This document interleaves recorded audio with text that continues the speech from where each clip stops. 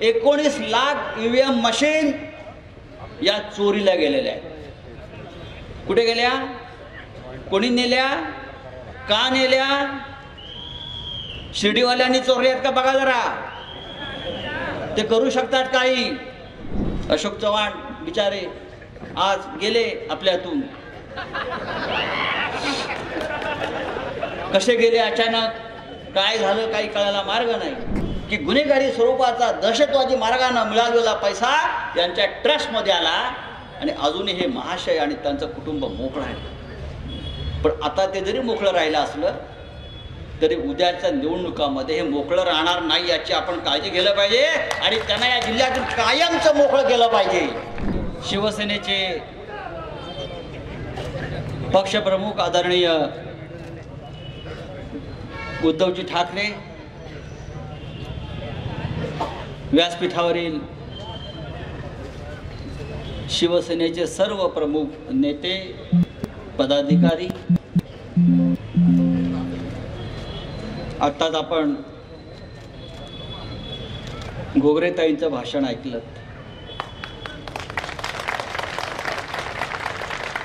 त्यांच्या गावात मी गेलो होतो मागच्या 15 दिवसापूर्वी. त्यांच्या घरी जाऊन आलो. संघर्ष आणि लढा या भागामध्ये दहशतवादाविरुद्ध, गुंडगिरी विरुद्ध, झुंडशाही विरुद्ध कसा करायला हवा याचं आदर्श म्हणजे आपल्या घोगरेताई आहे. संपूर्ण महाराष्ट्रामध्ये असा प्रकारचा संघर्ष शिवसेना करते. खरं म्हणजे शिवसेनेच्या वाट्याला कायम संघर्ष झाला. शिवसेनेच्या स्थापनेपासून संघर्ष आला आणि हा संघर्ष करत करत शिवसेना इथपर्यंत पोहोचलेली आहे. हा संघर्ष करत असताना अनेक जण आले सोबत, अनेक जण गेले, सोडून गेले, पळून गेले, लपून गेले, बिळात लपले. पण कधी बाळासाहेब ठाकरेंच्या नेतृत्वाखाली आणि आता उद्धव ठाकरे साहेबांच्या नेतृत्वाखाली ही शिवसेना आजही तेजाने तळपताना तुम्हाला दिसते आहे.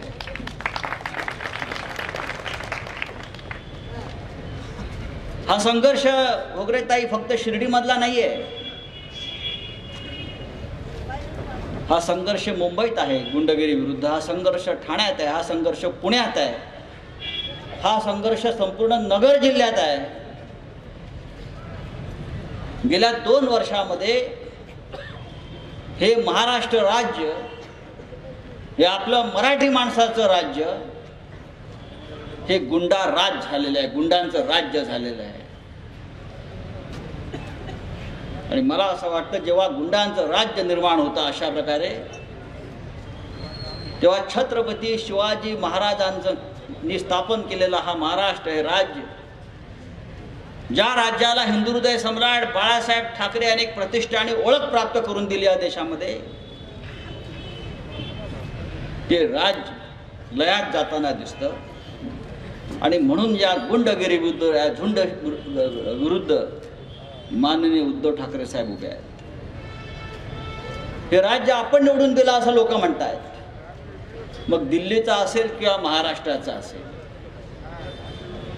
पण राज्य आपण निवडून दिलेलं नाही, तर हे राज्य ईव्हीएम मशीनने निवडून दिलं आहे, लोकांनी निवडून दिलेलं नाही आहे. ज्या दिवशी मोदी निवडणुका मतपत्रिकेवर घेतील, बॅलेट पेपरवर, त्या दिवशी ग्रामपंचायत निवडणूक जिंकण्याच्या लायकीचं सुद्धा भारतीय जनता पक्ष राहणार नाही, लक्षात घ्या. आमचं मोदींना कायम आव्हान आहे, या देशातली फक्त एक निवडणूक कुठली तरी बॅलेट पेपरवरती घ्या, मतपत्रिकेवरती घ्या आणि ती जिंकून दाखवा, मग आम्ही मानू की या देशामध्ये लोकशाही आहे म्हणून. महाराष्ट्रामध्ये गेल्या काही वर्षामध्ये, गेल्या 1.5-2 वर्षामध्ये मी सतत बातम्या वाचतोय, 19 लाख ईव्हीएम मशीन या चोरीला गेलेल्या आहेत. कुठे गेल्या, कोणी नेल्या, का नेल्या? शिर्डीवाल्यांनी चोरले आहेत का बघा जरा. ते करू शकतात काही. मागे एकदा मोदींना एका पत्रकाराने विचारलं की आपण लोकांना मूर्ख बनवून पंतप्रधान झालात मोदीजी, परदेशामध्ये विचार, आपण लोकांना मूर्ख बनवून पंतप्रधान झालात। यावर मोदी हसत हसत म्हणाले, मैंने किसी को बेवकूफ नहीं बनाया, मैंने किसी को मूर्ख नहीं बनाया, हमारे देश की जनता मूर्ख है इसलिए मुझे प्रधानमंत्री बनाया। आता आपण दोनदा मूर्ख बनलो, तिसऱ्यांदा मूर्ख बनायचं नाही, हे लक्षात घेतलं पाहिजे।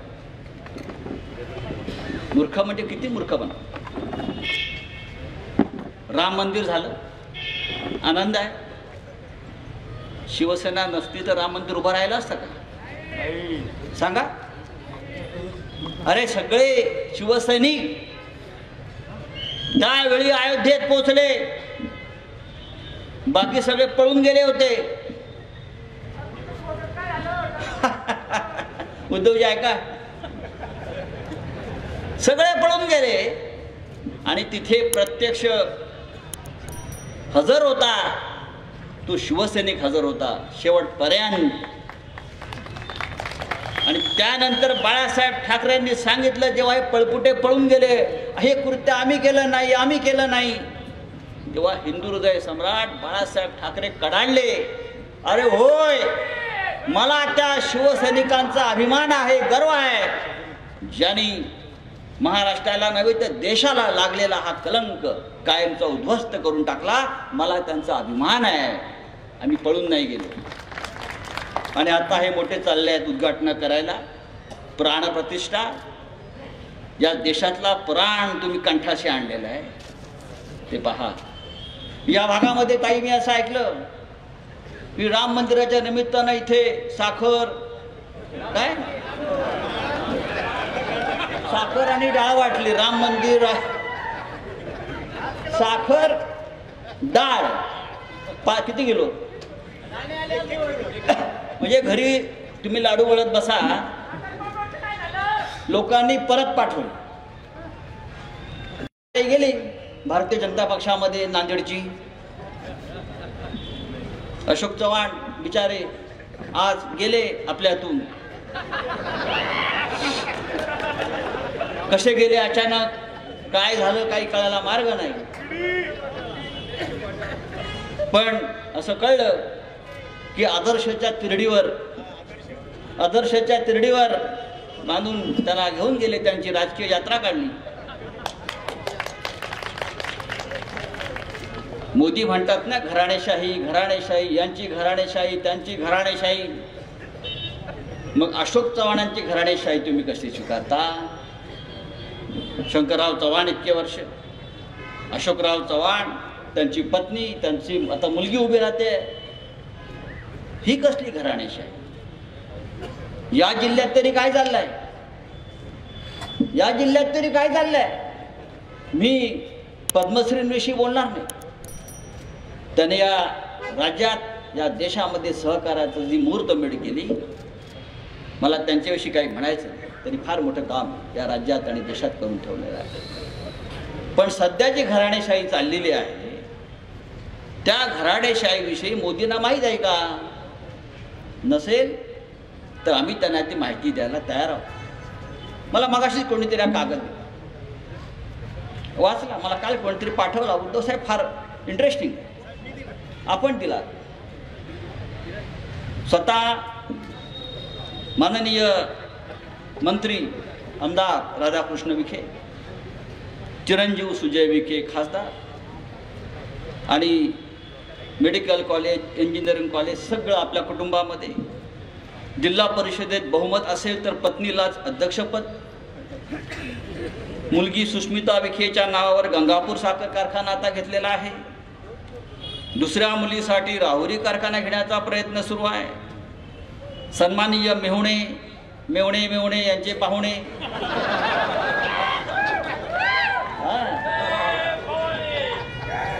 ज्यांनी महानंदा बुडवला आपलं, राजेश परजणे यांना महानंदाचं अध्यक्षपद दिलं. दुग्ध विकास मंत्री असल्याने स्वतःच्या मेवण्याला महानंदाचं अध्यक्षपद दिलेलं आहे. भाऊ मेडिकल कॉलेज पाहतायत. केंद्र सरकारने मेडिकल कॉलेज मंजूर करूनही सरकारी मेडिकल कॉलेजसाठी जागा आपल्याला मिळू देत नाहीत. सरकारी मिळू देत नाही. यांचा धंदा बंद होईल ना. मिळू देत नाहीत. आता ही जी घराणेशाही आहे त्या घराणेशाहीच्या भ्रष्टाचाराची काही प्रकरणं आपण पहा. सध्या जो महाराष्ट्रात तलाठी भरती घोटाळा गाजतो तो या राज्याच्या महसूल मंत्र्यांच्या खतारीमध्ये, बरोबर ना ताई? महसूल तलाठी वरून जे आपण या राज्यातल्या तरुणांसाठी अनेकदा संघर्ष करताय युवासेना, तलाठी भरती घोटाळा हा देशातला सगळ्यात भयंकर घोटाळा आहे आणि त्याची ईडी चौकशी व्हायला पाहिजे असं माझं म्हणणं आहे. या तलाठी भरतीमध्ये या घराणेशाहीने इकडल्या प्रत्येक उमेदवाराकडून 30 लाख रुपये घेतल्याचा आरोप मी करत नाही, तर आमदार रोहित पवार यांनी पुराव्यासह केलेला. कोट्यावधी रुपये या तलाठी भरती घोटाळ्यामध्ये या लोकांनी गोळा केलेले आहेत अख्ख्या महाराष्ट्रातून, आणि हजारो तरुणांचं आयुष्य त्यांनी रस्त्यावर उकिरड्यावर आणलेलं आहे. प्रवरा साखर कारखाना 191 कोटीचा घोटाळा केला. प्रवरा सहकारी साखर कारखान्याला 885 कोटी रुपये कर्ज आणि इतर देणी असताना सुद्धा 3 वर्षाच्या ऑडिटमध्ये खोटी आकडेमोड करून कारखान्याला फायदा असल्याचं या लोकांनी दाखवलेलं आहे. कुठे आहे ईडी? कुठे आहे सीबीआय? आहे गृहमंत्री फडणवीस, आपण ऐकताय ना? हे आपण फार कर्तव्यदक्ष गृहमंत्री आहात. विरोधकांच्या मागे लागताय. विरोधकांच्या लहान लहान खटले तुम्ही जुने उकरून काढताय, खोटे गुन्हे दाखल करताय. गणेश सहकारी साखर कारखान्यामध्ये या इकडल्या घराणेशाहीने 112 कोटी रुपयेचा साखरेचा काळा बाजार केला. आज मला वाटतं गणेश त्यांच्या हातून आपण सगळ्यांनी काढून हिसकावून घेतलेला आहे. आपल्या सगळ्यांचं मोठं योगदान आहे त्याच्यामध्ये. त्याच्यानंतर आजच आपण पाहिलं असेल की शिर्डी संस्थांच्या कामगार जे आहेत, विठ्ठल पवार 598 कामगारांना 598 कामगारांच्या नोकऱ्या या लोकांनी घालवलेल्या आहेत. आणि सगळ्यात महत्त्वाचा विषय उद्धवजी, आणि मी जनतेला सांगू इच्छितो की आमच्या मागे ईडी लावता, आमच्या मागे पोलीस लावता. दहशतवादाला अर्थपुरवठा करणारा डॉक्टर झाकीर नाईक जो आहे देशातून पळून गेलेला आहे, ज्याचे दाऊद इब्राहिमशी संबंध आहेत, ज्याचे अंडरवर्ल्डशी संबंध आहेत, ज्याचे पाकिस्तानचा ISIशी संबंध आहेत, त्या झाकीर नाईककडून या विखे पाटलांच्या ट्रस्टला 5 कोटी रुपये मिळालेले आहेत. हे रेकॉर्ड आहे. हा विषय मी वारंवार काढतोय. हा विषय मी अमित शहाना लिहून दिलेला आहे. हा विषय मी देवेंद्र फडणवीसला सांगितला आहे. 5 कोटी रुपये ह्याच्यावरती विखे पाटलांचं एक स्पष्टीकरण आलं आहे आणि हाच पुरावा आहे की झाकीर नाईककडून पैसे घेतल्याचा. विखे पाटील काय म्हणतात, राधाकृष्ण मला 5 कोटी नाही मिळाले, मला 2.5 कोटीच मिळाले. यापेक्षा ईडीला पुरावा कोणता असेल की गुन्हेगारी स्वरूपाचा दहशतवादी मार्गाने मिळालेला पैसा यांच्या ट्रस्टमध्ये आला आणि अजूनही हे महाशय आणि त्यांचं कुटुंब मोकळं आहे. पण आता ते जरी मोकळं राहिलं असलं तरी उद्याच्या निवडणुकामध्ये हे मोकळं राहणार नाही याची आपण काळजी घ्यायला पाहिजे आणि त्यांना या जिल्ह्यातून कायमचं मोकळं केलं पाहिजे. आणि त्यासाठीच ही संवाद यात्रा माननीय उद्धवजींनी इथे सुरू केलेली आहे आणि माननीय उद्धवजींपर्यंत पोहोचलेले आहे.